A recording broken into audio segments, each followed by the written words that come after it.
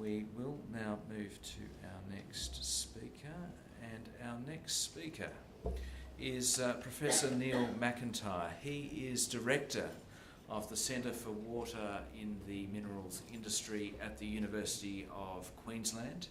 He has 25 years experience of water management in industry and academia, and he has achieved the pinnacle of Australian research support by being awarded by the Australian Research Council a Future Fellowship. Neil, thank you.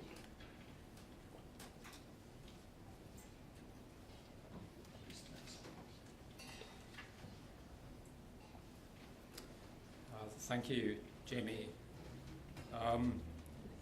Minerals production, I think, should be regarded as a fourth point on the Nexus, especially in countries like Australia, where mining is so important to the economy. Mining is a major user of water, a major user of energy, and has significant effects on the ability to produce food through its land and water footprints. Mining also provides the minerals that allow us to invest in the infrastructure necessary for effective water supply, energy supply, and food supply. So my presentation is going to really build this argument and provide some illustrations of the impacts of mining on water, energy, and food, and some discussion of the opportunity and challenges for mining to influence the water, energy, food nexus. And I'm not going to go into any detail about any case studies or any particular research projects, but give an overview that's really designed to raise some questions and discussions. So there's various projections of demand for minerals in the future, and in essence, much of the demand is coming from developing nations where there's significant poverty issues at the moment, and in order to lift themselves out of the poverty is going to require minerals. So this is just some illustrations of the statistics from the IMF looking at the increased metals and energy demand as nations like India and China develop their economies. So the basis of my discussion really is we're looking at increasing minerals production over the next few decades.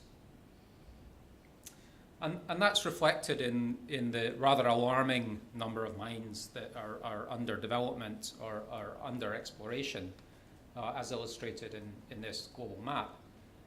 And you'll see that many of the mines that are under exploration or development are in quite water and energy stressed regions of the world, such as the arid areas of South America, Western Australia, and Southern Africa.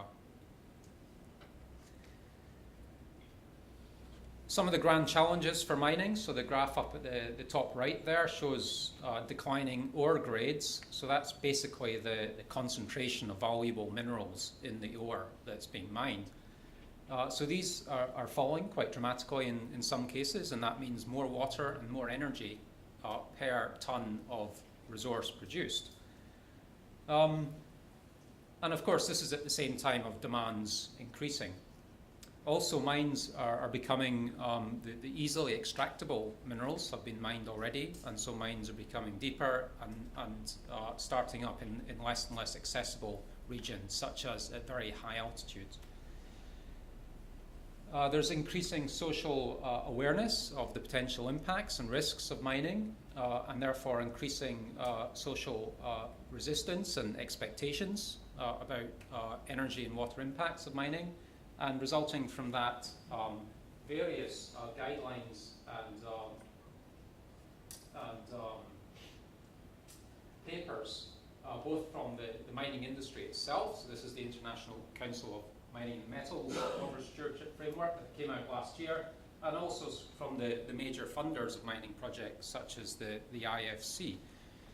So mining's facing this struggle of declining ore grades, increasing demands, and increasing constraints on its the way it operates. What is interesting about mining to me, why did I change my career a couple of years ago from cities and agricultural water management into mining? Well, there is significant potential influence of mining in influencing the water, energy and land use nexus. Mining causes really manifest changes to the landscape, to the topography, to the hydraulic and chemical properties of rock. And therefore major changes to the hydrology and impacts on water resources. I believe that mining is lagging behind the agricultural and the cities sectors in terms of how effectively it manages the water, energy, food nexus and how much it invests in research. And on the other hand, mining is able to make huge investments in water supply infrastructure and energy supply infrastructure, and a recent example of that is the $3 billion commitment by BHP and Rio Tinto for upgraded water supply to the Escondida mine in Chile. So my view is if that much investment is going on, let's make sure it's done in a way that the water, energy, food nexus is part of that. So this is how I represent the nexus in terms of mining. So on the bottom left there, we've got the mining's use of energy, in particular non-renewables. Up at the top, we've got its impact on food production through its land and water footprints. And then at the bottom right, the water that the mine actually needs to meet its production. Now, pretty much the one at the bottom right I regard as fixed, because once an investment's been made in opening up a mine, you can be sure that they're going to invest whatever they need to get the water that they need. So really the opportunity is going from meeting that water demand of the mine and not necessarily performing well in terms of energy and land footprint to doing better in terms of energy or better in terms of food impacts or both at the same time. Just some illustrations now of the impacts and potential impacts of mining on water, energy and food. So this is Australian Bureau of Statistics data on how much water mining consumes, and the one at the top shows that nationally in Australia mining consumes very little water compared to agriculture and other sectors. And this is using a very simple water consumption metric, essentially of how much water is evaporated or permanently entrained in the waste products. But then if you look more regionally, for example, Western Australia, mining can use very, very significant quantities of the overall water resource, and which causes quite acute competition with other sectors. The mining industry parts of the mining industry have responded to this competition very well and really dramatically reduced water consumption. So this is just one example from the ICMM's Good Practice Water Management case studies. And the same type of improvements have been made worldwide. In certain case studies, of course, there's wide variability. However, in most mine sites, there's actually excess water produced. So this is water that comes into mine pits from the groundwater system. And the issues with this, of course, are regional drawdowns in aquifer levels and pressures, and the production of large volumes, often of quite poor quality water on the mine site, which needs to be disposed of. So mining companies have to invest a lot in disposing of this excess water, in some cases pumping very large quantities of water sufficiently far away from the site that it doesn't recirculate back into the mine site. And of course, if this investment's going on, then good practice is to look for opportunities for beneficial reuse of this water. And there's major interest at the moment in reuse for food production and other uses. And I'll come back to that later on. Mining uses a lot of energy, and the top right there just shows a profile of increasing energy use in Australia by the mining industry. In particular non-renewables, and the bottom graph there just shows a forecast of energy use in Chile. So most of the energy is used by the very energy-intensive mining process and the crushing and the grinding of the ore, and then the separation of the valuable product from the ore. The energy shortages have become a major issue already in countries like South Africa, and it's a major emerging issue in Chile. And this has caused some companies to invest heavily in their own supplies of energy, including hydro, solar, biofuel plantations. In terms of food, so here we're really talking about land and water footprints that can cause some competition with food production. So again, if we look at national scales here, this is a pie chart of land use in Australia, mining is invisible in that because the footprints of the actual mine sites are so small. But the actual mine sites are not the major issue here. The major issue is the footprint of everything that is associated with mining. And in some countries of the world where land use is not really managed very well and mining projects aren't managed so well, you can really get very, very wide and damaging land use changes due to mining projects.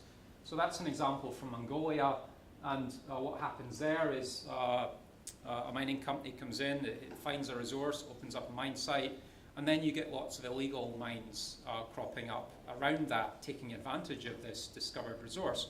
And of course, these illegal mines don't have such good control on their land use and water impacts. And then associated with that, you get transport infrastructure, often unpaved roads, which produce a lot of dust, and that has quite wide impacts on the value of land for agriculture as well. And then things like settlements and plantations that are used to produce fuel to support the mining operation. So now just some examples looking more closely at the Nexus in the context of mining. So this first example is looking at water, energy and waste Nexus. So the opportunity here arises from the fact that many of the valuable minerals actually pass through the mine site and end up in the waste streams, both the wastewater stream and the solid waste streams. And I believe that there's a lot of research still to do in how mining can improve recovery of value from that waste. So up at the top right there is just an illustration of some research going on at the Advanced Water Management Centre at the University of Queensland, looking at how they can apply some of their new technology to recover metals from acid mine drainage. And of course, the valuable byproduct of that, especially in water-scarce regions, is also water. And then a secondary byproduct of this particular system is actually it assimilates carbon dioxide from the atmosphere. Questions from this, so what kind of new technology is out there that might be applied to the mining problem? And the second question is, how does this upscale so that we can actually demonstrate some benefits at the mine site scale and to the mining company in terms of its risk management and economic returns? Beneficial use of excess water. So there's major interest in how to use excess water from both mining and from coal seam gas for agricultural products, to support urban and industrial supplies, and for artificial aquifer recovery. So there's a lot of investment going on at the moment in both these sectors, and close scrutiny of how well that's going to actually work. Some of the questions surrounding this are many questions, but some of them are the sustainability of this. So after the mining or the energy project finish, who's going to take ownership of the infrastructure? And aside from the obvious food and economic benefits of this use of water, what are the less obvious hydrological impacts, and what are the energy costs? New water and energy supplies. So I mentioned the very large investment in seawater supply in Chile, and there's increasing investment in Chile generally in the use of seawater, and potentially over the next decades, much or most of the total water use in Chile, in the arid parts of Chile, will be from seawater. Now, the 3 billion figure I mentioned before is capital cost, but actually the costs that they're concerned about are the operational costs in terms of the energy costs coming to pump water, not only long distances, but elevation gains of 3,000 metres or more. So we've been just doing some preliminary work looking 20 or 30 years into the future and saying, well, if 40 of the major mine sites are all having to do this, how can we optimize the seawater supply networks? And even under an optimized supply network, we calculated that the energy costs are still going to be almost $1 billion a year just to supply the seawater. Other issues, of course, are about actually the suitability of the chemistry of seawater, whether or not it's desalinated or raw for minerals processing, and retrofitting existing mines to cope with that. And of course, significant brine management issues as well if desalination is used. Other things we're looking at in the Sustainable Minerals Institute are just entirely new approaches to mining, which have much better water and energy footprints. And so one of these is what we call keyhole mining. So this is taking the idea of fracking, of shale, and having a very small footprint bore, which goes potentially many kilometers deep, and then using progress in directional drilling to actually seek out the high-value ores, and then to inject down some solution, some leachate, which the valuable metals will dissolve in and can be recovered. So, although there's lots of questions surrounding this, recovery of the leachate and the hydrogeological risks and the control technology involved, something like this has got to be better than what we do at the moment, which is basically dig massive holes and blast out rock and then crush and grind it and then mix it with water and try and separate out the value. And finally, we're interested in better land use planning frameworks. So at the moment, in terms of planning in mining regions and identifying how land should be used in mining regions, at the moment there's not very good tools for explicitly developing metrics associated with the value of different land uses, and then tools which allow clear visualization of these metrics for the purpose of negotiation and optimization of the different values of land. Okay, so that's just some of the questions that are potential discussion points from this. Thank you.